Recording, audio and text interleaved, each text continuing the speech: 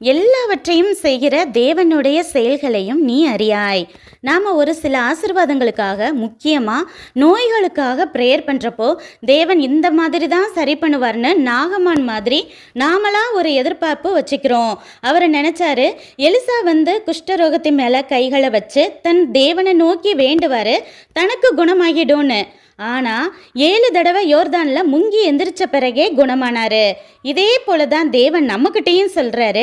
கர்ப்பமான பெண்கள் 2வது மாதம் ஸ்கேன் செய்யும்போது சின்னதாக ஹார்ட் பீட் மட்டும்தான் தெரியும்.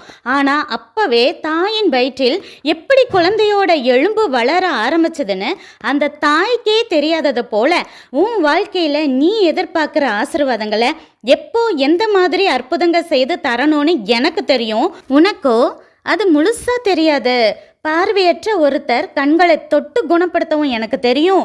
கண்களை சேறு பூசி சீலவாம் குளத்தில் கண்களை கழுவிய பிறகே பார்வை தரவும் என்னால் முடியும்னு சொல்கிறாரு.